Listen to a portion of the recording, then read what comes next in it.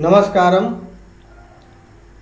इस लॉकडाउन के पीरियड में मैं वीडियो लेक्चर के माध्यम से एमएससी स्टूडेंट्स को पढ़ाने की कोशिश कर रहा हूं और इसी क्रम में मैं अभी तक बायोस्टैट्स के 4 लेक्चर वीडियो लेक्चर मैं पोस्ट किया हूं। बायोस्टैट्स सेमेस्टर 2 के सिलेबस में है, एमएससी सेमेस्टर 2। और चूँकि एमएससी सेमेस्टर 1 में एडमिशन हुआ था और इसी बीच लॉकडाउन हो गया, हालांकि कुछ कक्षाएं हुई थी, मैंने लिए थे, लेकिन उनकी विधिवत रूप से क्लासेस शुरू नहीं हो पाई थी। तो मैं चाह रहा हूं कि साथ ही साथ एमएससी सेमेस्टर 1 के भी बच्चों का कोर्स मैं स्टार्ट करूं। सबसे पहले तो मैं सिलेबस दिखा देना चाहता हूं। ये CBCS सिलेबस है for post graduate courses in subject zoology. Bihar के सभी यूनिवर्सिटियों और भारत के भी सभी विश्वविद्यालयों में एक कॉमन सिलेबस यही चल रहा है। इसका फुल फॉर्म है चॉइस बेस्ड क्रेडिट सिस्टम।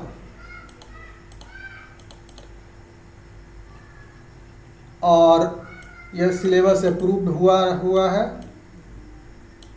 आप देख सकते हैं सेमेस्टर 1 का syllabus CC1, this is the first paper and the name of the paper is functional biology of invertebrates and core-data.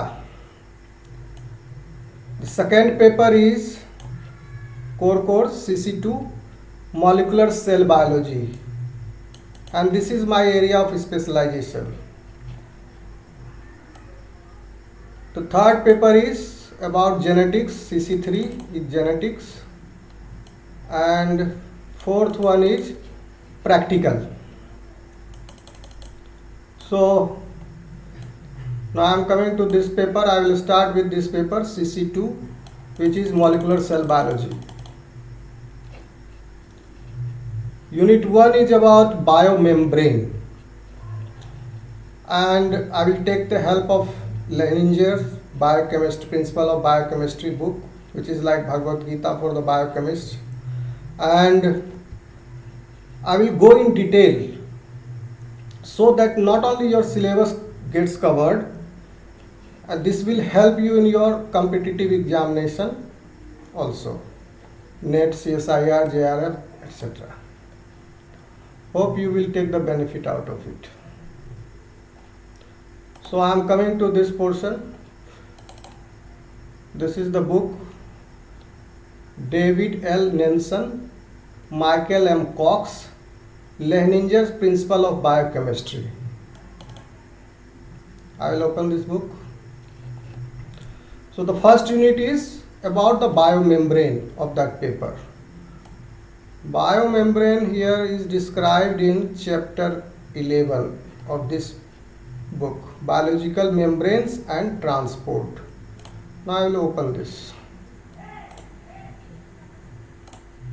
Let us start. Biological membranes and transport. This whole chapter is divided into 3 parts. The first one is the composition and architecture of membranes. Second is membrane dynamics, and third one is solute transport across membranes. First few paragraphs of this book is about the introduction part of the lipid bilayer, membrane bilayer, biological membranes. So I will discuss this also. A famous quote is here: good fences make good neighbors. अगर आपके घर की चारदीवारी मजबूत है तो आपके पड़ोसी भी अच्छे होंगे। एक तरह का सार्केजम है, समझ लीजिए मतलब। Now I'll start. The first cell probably came into being with a membrane formed, enclosing a small volume of aqueous solution and separating it from the rest of the universe. कहने का मतलब है पहली कोशिका की उत्पत्ति तब मानी जाएगी जब इसके चारों तरफ मेम्ब्रेन का निर्माण हुआ होगा, क्योंकि जब तक मेम्ब्रेन नहीं है तब तक वह कोशिका नहीं कही जा सकती है।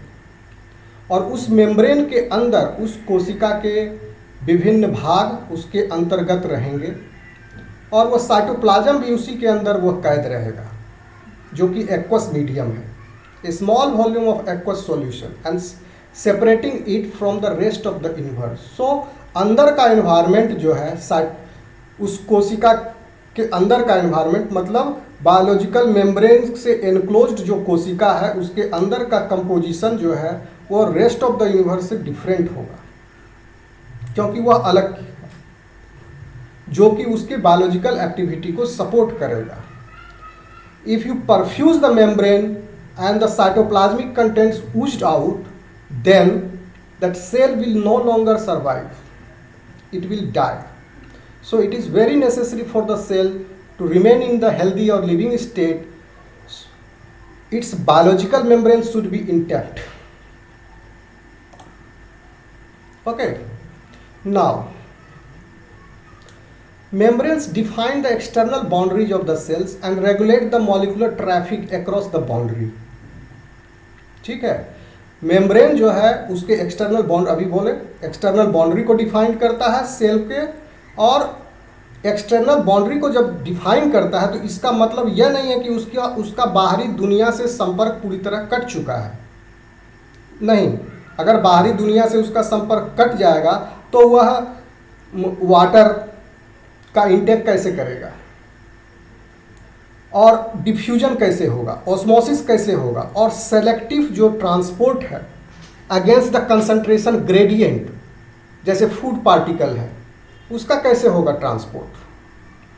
तो मेम्ब्रेन पहले तो वह उस अंदर के एनवायरनमेंट को सुरक्षित करता है और अपने ज़रूरत की चीज़ों को वह बाहर से अंदर लेता है, और ज़रूरत की जो चीज़ें नहीं हैं उसको अंदर से बाहर फेंकता है, यानी कि वेस्ट मटेरियल्स जो है वह बाहर चला जाएगा। तो मेम्ब्रेन का बहुत ही इम्पोर्टेंट फंक्शन है, वह सेलेक्टिवली डिसाइड करता है किसको अंदर आने देना है, किसको अंदर आने नहीं देना है। ठीक है, अंदर आने का मतलब सेल के अंदर। यहाँ पर फिगर 11.1 है, ये इलेक्ट्रॉन माइक्रोस्कोप से ली हुई तस्वीर है, जिसमें आप देख सकते हैं कि यहाँ पर एक लिपिड बायलेयर है। ठीक है, मेम्ब्रेन जो है बायलेयर के फॉर्म में होता है,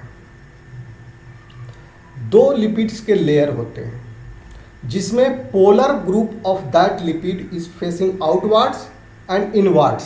आउटवर्ड्स मतलब जब वह सेल का जब बाहरी मतलब एक्स्ट्रा सेलुलर जो मीडियम है उसको फेस करता है, उसका एक लेयर का पोलर काउंटर पार्ट, और जो लिपिड बायलेयर का जो इनर लेयर जो है उसका पोलर काउंटर पार्ट जो है वो साइटोप्लाज्म को फेस करता है। पोलर ग्रुप्स जो है वो वाटर लविंग होता है, एंड पोलर ग्रुप के साथ हाइड्रोफोबिक टेल्स भी होते हैं। Hydrophobic tails are not water loving, they are water repelling in nature. So polar groups जो है वो बाहर और अंदर की तरफ फेस करते हैं, और उसका हाइड्रोफोबिक टेल्स जो है वो आपस में एक दूसरे को फेस करते हैं। ठीक है, तो in eukaryotic cells they divide the internal space into discrete compartments to segregate processes and components. तो आप जानते हैं प्रोकैरियोट्स में सिर्फ लिपिड बायोमेम्ब्रेन जो है वो सिर्फ प्लाज्मा मेम्ब्रेन के फॉर्म में होता है, यानी प्लाज्मा मेम्ब्रेन सेल्स को एनक्लोज करता है, लेकिन यूकैरियोट्स में not only the plasma membrane is present but the cellular organelles like nucleus, chloroplast, mitochondria, lysosome, Golgi complex, they are also covered और एनक्लोज्ड बाय लिपिड बायलेयर। ठीक है, they organize complex reaction sequences and are central to both biological energy conservation and cell to cell communication। तो यह जरूरी है उनके biological energy conservation के लिए और सेल टू सेल कम्युनिकेशन के लिए। अगर लिपिड मेम्ब्रेन नहीं होगा तो ग्लूकोज जो मॉलिक्यूल्स जो सेल के अंदर आए हैं वो बाहर चले जाएंगे, तो उनके लिए इनर्जेटिकली वो बेनिफिशियल नहीं है। इसीलिए अगर मेम्ब्रेन रप्चर होता है तो सेल का भी डेथ हो जाता है। And cell to cell communication also, ठीक है, सेल टू सेल कम्युनिकेशन भी होता है, एक सेल से दूसरे सेल के बीच में कम्युनिकेशन। जैसे हमारा जो नर्व सेल्स है उसमें जो कंडक्शन होता है, करंट पोटेंशियल जनरेट होता है, यह भी लिपिड मेम्ब्रेन के थ्रू ही, प्लाज्मा मेम्ब्रेन के थ्रू ही यह कंडक्ट होता है। और सिग्नल ट्रांसडक्शन में भी, या हार्मोन्स हैं, हार्मोन्स के रिसेप्टर सेल मेम्ब्रेन के ऊपर प्रेजेंट होते हैं, ठीक है। ग्रोथ फैक्टर्स के रिसेप्टर्स भी सेल मेम्ब्रेन के ऊपर प्रेजेंट होते हैं, ठीक है। The biological activities of membranes flow from their remarkable physical properties. तो यहाँ रिमार्केबल फिजिकल प्रॉपर्टीज क्या है? Osmosis and diffusion. Point to be noted here is diffusion takes place in the gaseous medium and osmosis takes place in the aqueous medium. For example, when you inhale, then the oxygen gets into the alveolar cell. So the oxygen here is gas, और alveolar cells के अंदर oxygen चला जाता है। क्यों चला जाता है? ये ऑटोमेटिक होता है, इसके लिए कोई एनर्जी रिक्वायरमेंट की जरूरत नहीं है। क्यों होता है? तो this is a physical process, और फिजिकल लॉ जो है वो क्या कहता है कि particles will move from higher concentration to the lower concentration. तो जब हम इनहेल किए तो उसमें ऑक्सीजन की मात्रा ज़्यादा है, और तब तक वहाँ पर ऑक्सीजन कंजम्पशन हो चुका है एल्वियोलर सेल्स के अंदर, तो वहाँ पर ऑक्सीजन की मात्रा कम है। तो ऑक्सीजन की मात्रा जो है वो वहाँ पर से epithelial membrane in the alveolar cells allows it to pass into the cell. So तो हायर कंसंट्रेशन से वह लोअर कंसंट्रेशन की ओर चला जाता है। The second one is osmosis. I am giving you one example. Osmosis takes place in your gut. आप जो खाना खाते हैं उसका जब डाइजेशन होता है और वो सिंपलर फूड प्रोडक्ट्स में ब्रेक डाउन होता है, तो वहां पर वो लिक्विड मीडियम में है। The solute particles are in the liquid medium, ठीक है।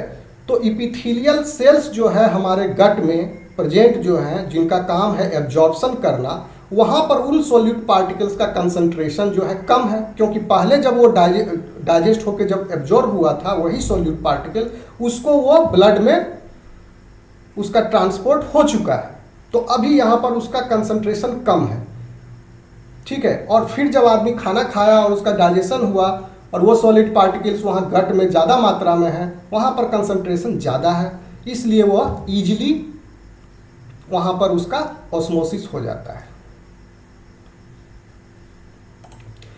Membranes are flexible, self sealing and selectively permeable to polar solutes, ठीक है।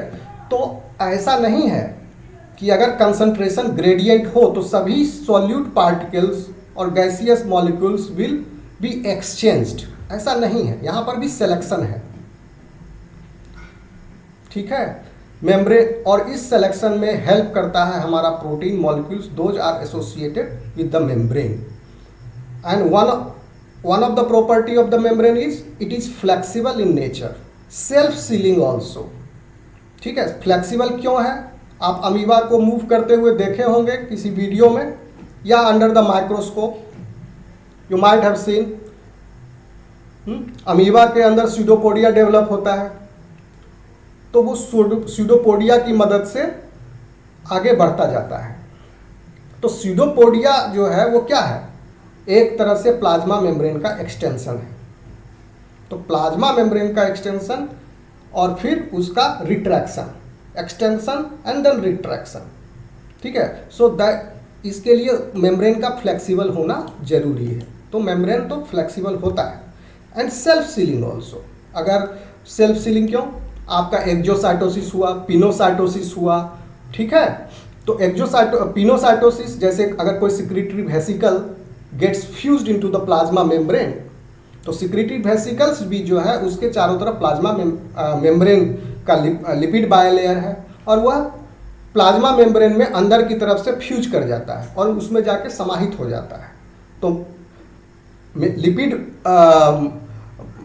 Bilayer of the vesicles get fused with the plasma membrane and the content inside that vesicle oozes out into the extracellular medium। इसी तरह से hormone का secretion होता है। जिस cell के अंदर हार्मोन्स बनते हैं वह सिक्रीटरी वेसिकल्स के थ्रू प्लाज्मा मेम्ब्रेन में फ्यूज हो जाते हैं, ठीक है।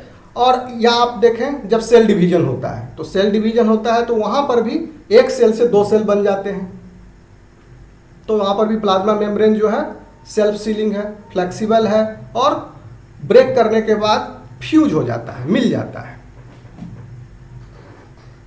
This flexibility permits the shape changes that accompany cell growth and movement, ठीक है, डिस्कस कर चुके, such as amoeboid movement with their ability to break and reseal. Two membranes can fuse as in exocytosis, or a single membrane enclosed compartment can undergo fission to yield two sealed compartments as in the endocytosis or cell division without creating gross leaks through cellular surfaces. Full stop. ठीक है, because membranes are selectively permeable, they remain certain compounds and ions within cell and within specific cellular compartments while excluding others। तो जो उनके फायदे की चीज है, जो उनके काम की चीज है, सेल्स के काम की चीज है, उसको वह रिटेन करता है, और जो काम का चीज नहीं है जैसे कि वेस्ट प्रोडक्ट्स, उसको वो थ्रो आउट करता है। तो इसमें भी मेम्ब्रेन का रोल है, ठीक है। तो मेम्ब्रेन जो है सेलेक्टिवली परमिएबल है, सेलेक्टिवली वो सेलेक्ट करता है कि किसको अंदर आने देना है और किसको बाहर फेंकना है, selectively. Membranes are not merely passive barriers, they include an array of proteins specialised for promoting और कैटेलाइजिंग वेरियस सेलुलर प्रोसेसेस, ठीक है। इसका मतलब ये हुआ कि ये सिर्फ पैसिव बैरियर नहीं है, ठीक है। जैसे कि पैसिव बैरियर मतलब हम बता रहे थे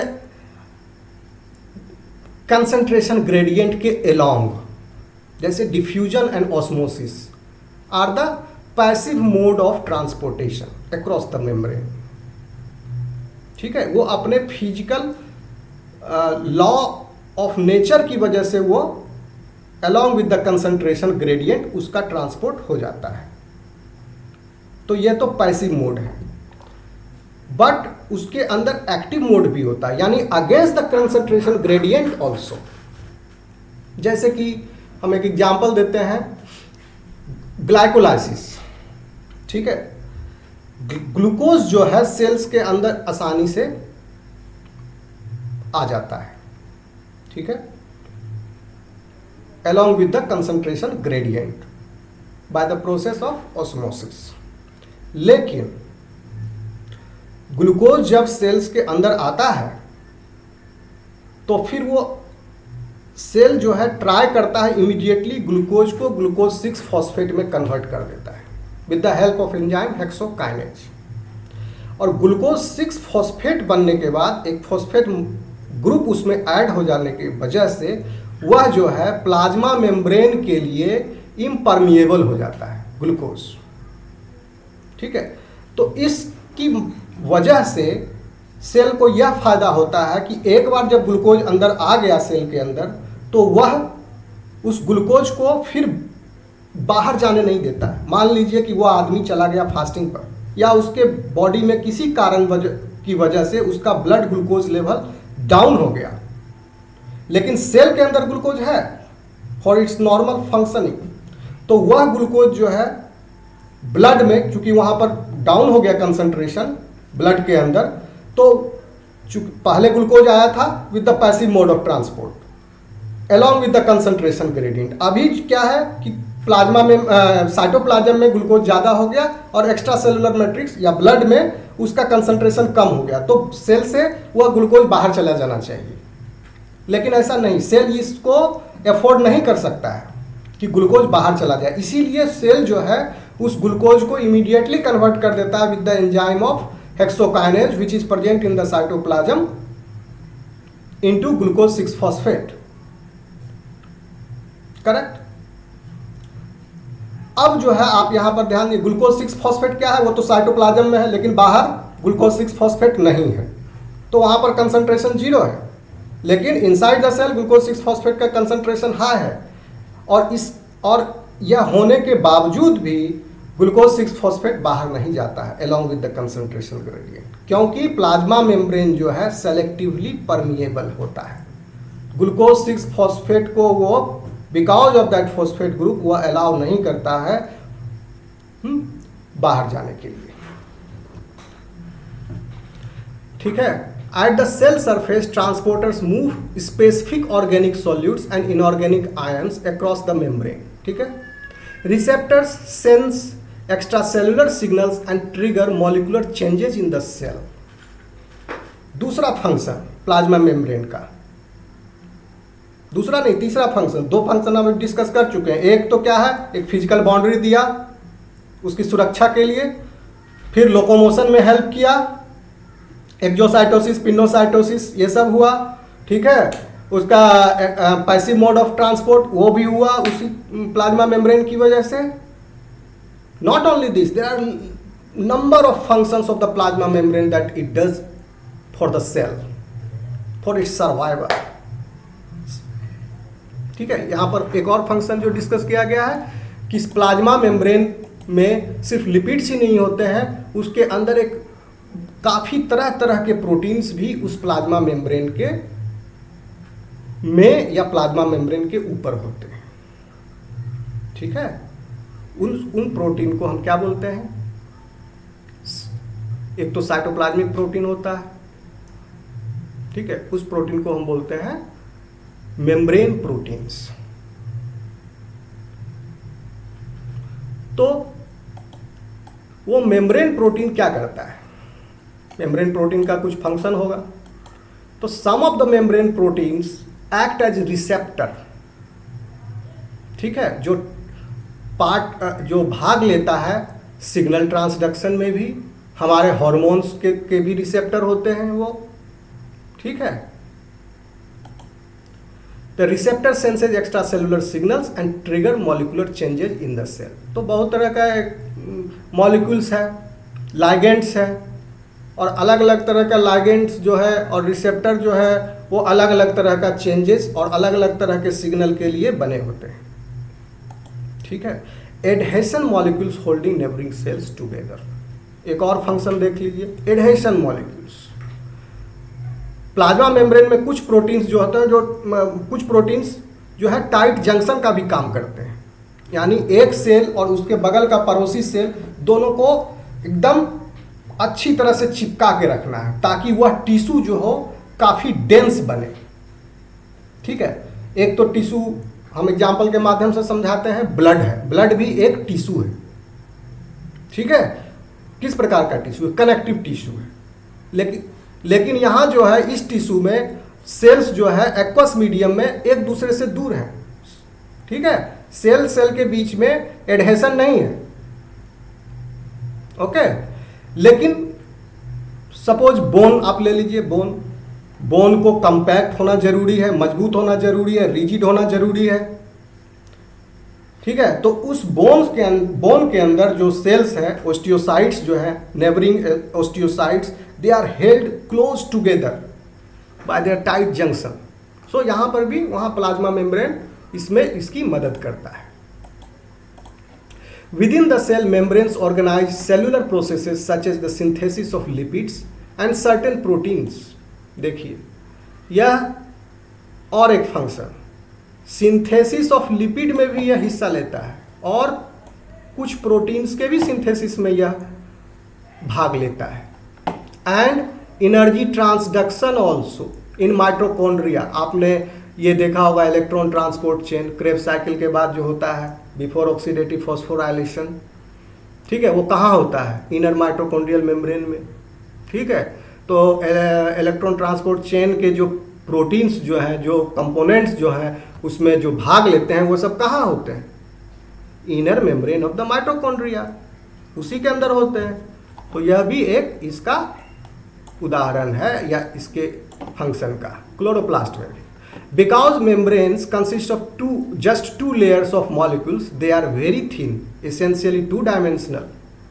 Intramolecular collisions are far more probable in this two-dimensional space than in the three-dimensional space. So the efficiency of enzyme catalyzed processes organized within membranes is vastly increased. Suppose कोई enzyme जो है वह membrane के अंदर है। आप तुलना कीजिए, एक एंजाइम जो एक्वस मीडियम में है, जैसे कि साइटोप्लाज्म के अंदर है, और एक एंजाइम अगर वो मेम्ब्रेन के साथ अटैच्ड है या मेम्ब्रेन के अंदर है, तो वो एंजाइम जो मेम्ब्रेन के अंदर है वो वहीं पर अवस्थित रहेगा, वो ज़्यादा मूव नहीं कर सकता है। ठीक है, तो उसके लिए ज़्यादा इजी है सॉल्यूट को कैप्चर। अगर सॉल्यूट जो है उसके नियर बाय विसिनिटी में है तो वो ज़्यादा इफेक्टिवली एंजाइम प्रोसेसेस को कैटलाइज करेगा। लेकिन जो एंजाइम आपके एक्वस मीडियम में है यानी साइटोप्लाज्म में है, तो वह सॉल्यूट भी मूव कर रहा है, एंजाइम भी मूव कर रहा है, दोनों मूव कर रहे हैं। तो उस केस में उन एंजाइम कैटलाइज प्रोसेस जो है उसकी इफिशियंसी कम हो जाती है।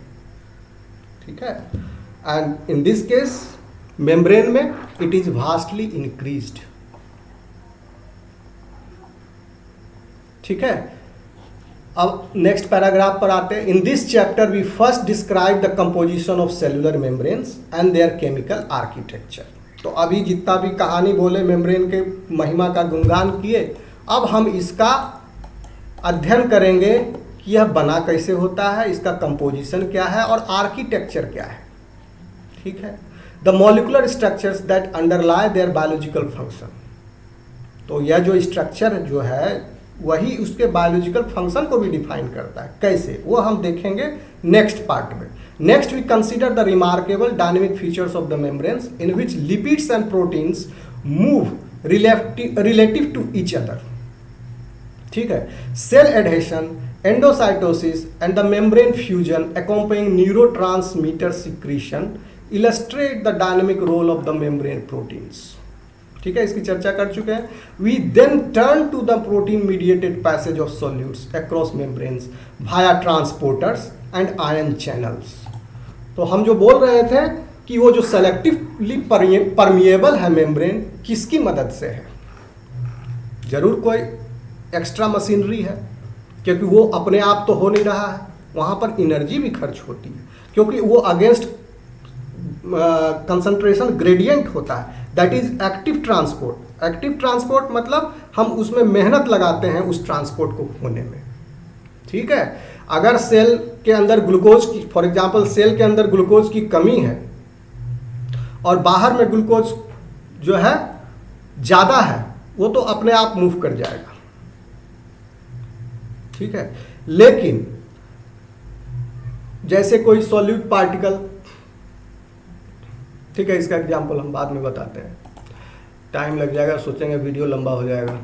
We then turn to the protein mediated passage of solutes across membrane via transports and ion channels. ठीक है, in later chapters we discuss the role of membranes in signal transduction.